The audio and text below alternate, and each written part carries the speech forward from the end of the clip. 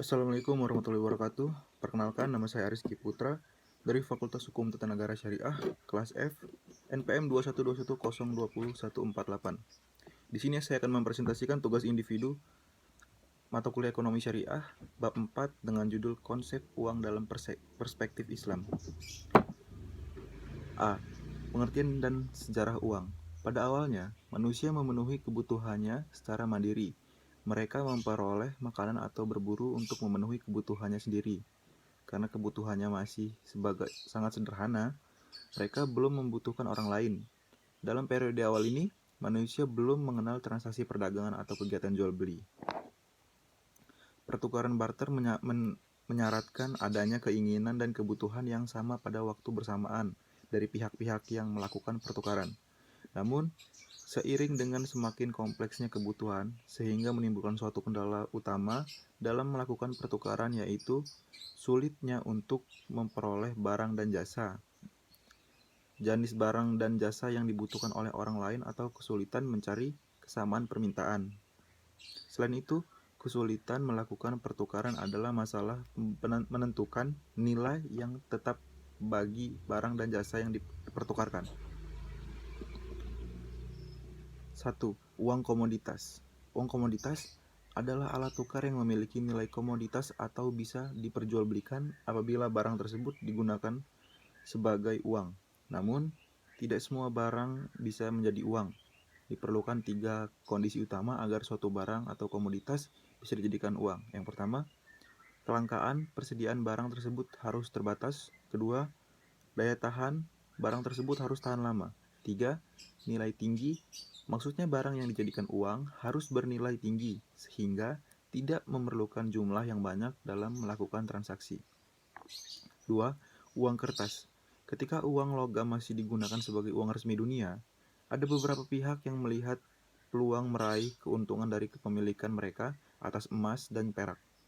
Pihak-pihak ini adalah bank, orang yang meminjamkan uang, dan dari goldsmith, mereka melihat bukti peminjaman, penyimpanan, atau penitipan. Di tempat mereka juga bisa diterima di pasar. Goldsmith mengeluarkan surat bukti penyimpanan dengan nilai yang besar atas nilai emas dan perak yang dimiliki. Kemudian, bukti penyimpanan ini diterima oleh masyarakat sebagai salah satu alat tukar. Ketiga, uang giral. Uang giral adalah uang yang dikeluarkan oleh bank-bank komersial melalui pengeluaran cek dan alat pembayaran giro lainnya. Uang giral ini merupakan simpanan nasabah di bank yang dapat diambil setiap saat dan dapat dipindahkan kepada orang lain untuk melakukan pembayaran. Kelebihan daripada uang giral sebagai alat bayar adalah: pertama, kalau hilang, mudah untuk dilacak kembali sehingga tidak dapat diuangkan oleh yang tidak berhak. Yang kedua, dapat dipindah tangankan dengan cepat dan ongkos yang rendah. 3. Tidak diperlukan uang kembali sebab cek dapat ditulis sesuai dengan nilai transaksi. 4. B. Kriteria dan fungsi uang. Uang agar dapat menjadi alat tukar harus memenuhi persyaratan dengan tujuan agar sesuatu yang dianggap uang dapat diterima di semua lapisan masyarakat dan dapat digunakan sebagai alat tukar menukar pemiliknya. Berikut merupakan beberapa kriteria agar sesuatu dapat ditukar sebagai uang, yaitu: yang pertama, ada jaminan. Setiap uang yang diterbitkan oleh pemerintah negara tertentu dengan adanya jaminan dari pemerintah tertentu, maka kepercayaan uang menggunakan uang untuk sebagai keperluan mendapatkan khususnya uang logam dan jamin oleh nilai yang terkandung di dalam uang tersebut. 2. Diterima di umum. Uang harus dapat diterima secara umum penggunaannya, apalagi sebagai alat tukar. 3. Nilai yang stabil. Nilai uang harus memiliki kestabilan dan ketetapan serta diusahakan fluktuasinya sekecil mungkin. Apabila nilai uang sering mengalami ketidakstabilan, maka akan sulit untuk dipercaya oleh yang menggunakannya. 4. Mudah disimpan. Uang harus mudah disimpan di berbagai tempat, termasuk dalam tempat yang kecil namun dalam jumlah yang besar. 5. Mudah dibawa. Uang harus mudah dibawa kemanapun, dengan kata lain, mudah untuk dipindahkan dari satu tempat ke tempat lain. 6. tidak mudah rusak. Uang hendaknya tidak mudah rusak dalam berbagai kondisi, baik robek atau luntur, terutama kondisi fisiknya, mengingat frekuensi pemindahan uang dari satu tangan ke tangan lainnya demikian besar. 7. Mudah dibagi. Uang mudah dibagi ke dalam satuan unit tertentu dengan berbagai nominal yang ada guna kelancaran dalam melakukan transaksi. 8. Penawaran harus elastis. Agar perdagangan dan usaha menjadi lancar, jumlah yang beredar di masyarakat haruslah mencukupi. Secara umum, fungsi uang adalah sebagai berikut. Yang pertama, alat tukar-menukar. Kedua, satuan hitung. 3, penimbun kekayaan. 4, standar pencicilan utang. C. Jenis uang. Uang yang dijadikan sebagai alat untuk melakukan berbagai kegiatan sehari-hari terbagi dalam beberapa jenis. Pembagian ini didasarkan kepada dan tujuan penggunaannya sesuai dengan keperluan sebagai pihak yang membutuhkan. Jenis-jenis uang dapat dilihat dari berbagai sisi adalah sebagai berikut. Pertama, berdasarkan bahan. Kedua, berdasarkan nilai jenis uang ini dilihat dari nilai yang terkandung pada uang tersebut, apakah nilai intrinsiknya atau nilai nominalnya. Ketiga, berdasarkan lembaga. 4, berdasarkan kawasan. D. Uang dalam ekonomi konvensional. Teori permintaan uang dalam ekonomi konvensional terbagi ke dalam 3 kelompok, yaitu teori permintaan uang sebelum Keynes, teori permintaan uang menurut Keynes, dan teori permintaan uang setelah Keynes. Yang pertama, teori permintaan uang sebelum Keynes. Teori permintaan uang sebelum Keynes sering disebut sebagai teori permintaan uang klasik karena berdasarkan atas asumsi klasik, yaitu perekonomian selalu dalam keadaan seimbang. Teori permintaan yang sebelum Keynes diantaranya adalah teori permintaan uang Irving Fisher dan teori permintaan uang Cambridge. Kedua, teori permintaan uang Keynes. Dalam teori moneter konvensional, Marcel Vigo dijabarkan oleh Keynes yang mengatakan bahwa pilihan seorang itu dipengaruhi oleh tiga motif yaitu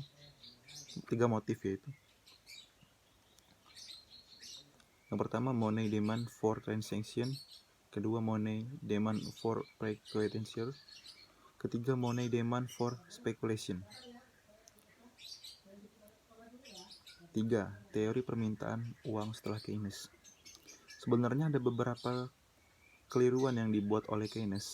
Salah satunya juga diprotes oleh muridnya sendiri, Tobin Baum. Masing-masing pada tahun 1953 dan 1956 menurut Keynes, secara implisi ada substitusi sempurna antara uang dan non-monetary asset.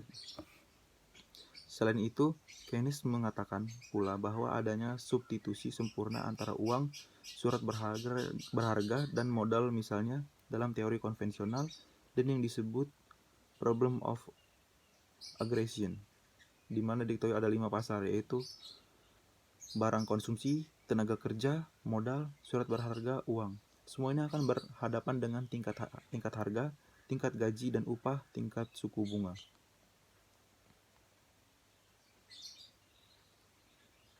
Konsep uang dalam Islam.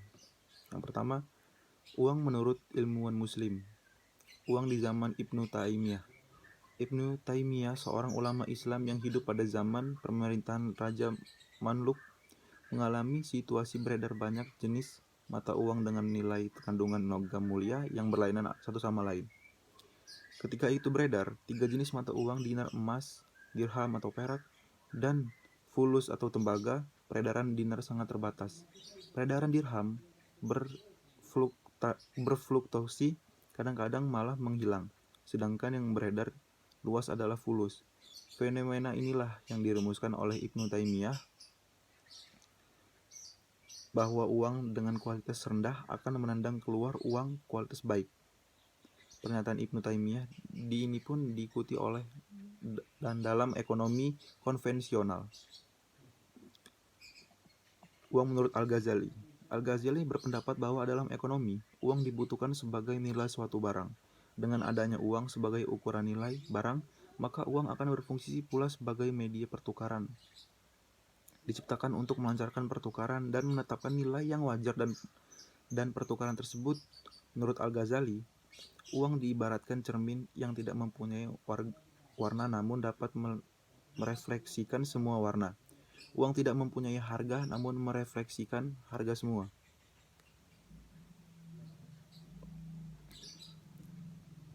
C. Uang menurut Ibnu Khaldun.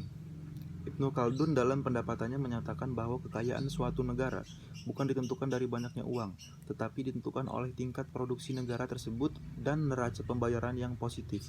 Sektor produksilah yang menjadi motor pembangunan, menyerap tenaga, meningkatkan pendapatan pekerja.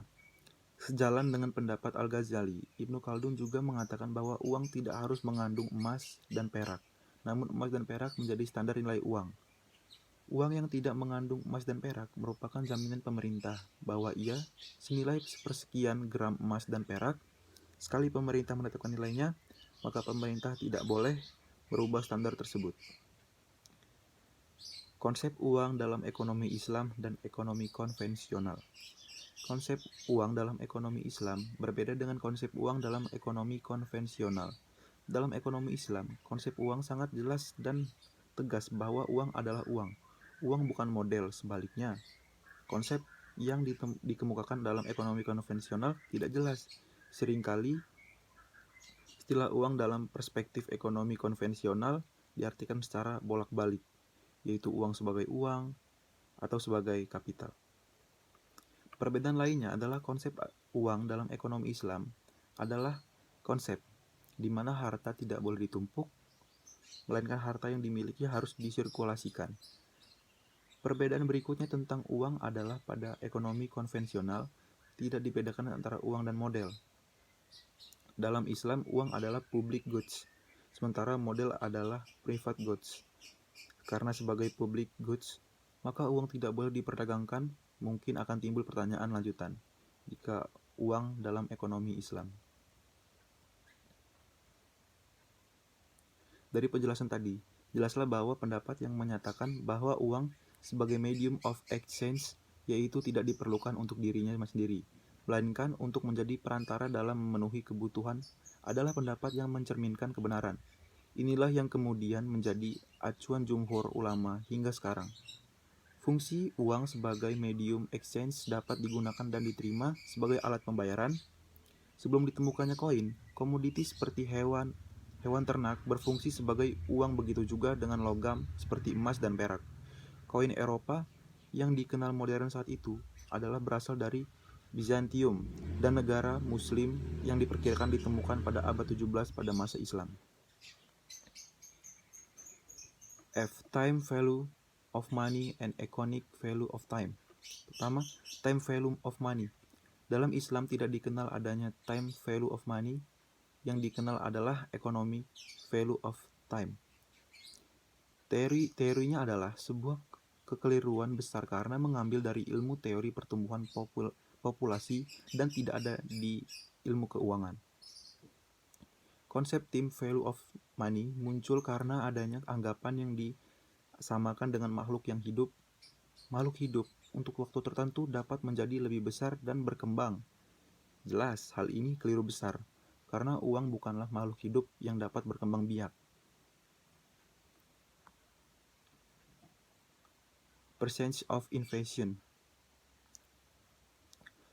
Dengan termasuknya tingkat inflasi dalam perekonomian, diasumsikan tingkat inflasi dalam perekonomian sebesar 10.000 per tahun, sehingga bila seseorang dapat membeli 10 potong goreng pisang hari dengan membayar sejumlah 10.000, namun bila ia membelinya tahun depan dengan sejumlah uang yang sama, yaitu maka ia akan hanya mendapat membeli 9 pisang goreng, dikarenakan ada kenaikan harga atas pisang goreng tersebut.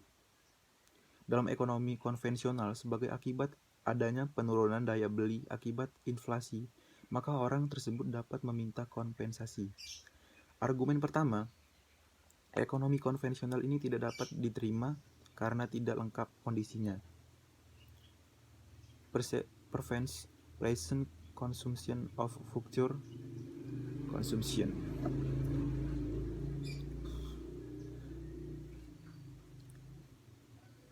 Untuk argumentasi kedua ini, ekonomi konvensional mengakibatkan ketidakpastian return yang akan diterima. Bila unsur ketidakpastian return ini dimasukkan, ekonom konvensional menyebut kompensasinya sebagai discount rate. Jadi istilah discount rate lebih bersifat umum dibandingkan istilah interest rate. Jadi dalam ekonomi konvensional dibandingkan dalam setiap investasi tentu selalu ada kemungkinan untuk mendapatkan hal positif.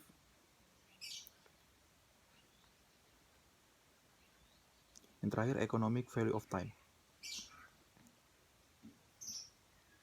Seperti uraian di atas, dalam ekonomi Islam tidak mengenal time value of money yang dikenal dengan economic value of time.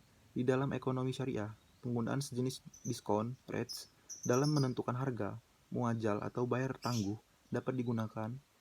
Hal ini dibenarkan karena pertama, jual beli dan sewa menyewa adalah sektor nil yang menimbulkan economic value added, nilai tambah ekonomis. Kedua, tertahannya hak si penjual atau uang pembayaran yang telah melaksanakan kewajibannya atau menyerahkan barang atau jasa, sehingga ia tidak dapat melaksanakan kewajibannya kepada pihak lain. Penggunaan discount rate dalam menghitung nisbah bagi hasil di bank syariah dapat pula digunakan dalam proses penentuan nisbah. Nilai return of money, return of capital tergantung kepada jenis bisnisnya dan berkaitan dengan sektor nil. Sedangkan return of money berkaitan dengan tingkat bunga. Penentuan nisbah bagi hasil harus dilakukan di awal dan untuk digunakan project return atau tingkat proyeksi keuntungan. Sekian, itu saja presentasi dari saya. Apabila saya ada salah, saya mohon maaf, dan kepada Allah saya mohon ampun. Saya akhiri. Wassalamualaikum warahmatullahi wabarakatuh.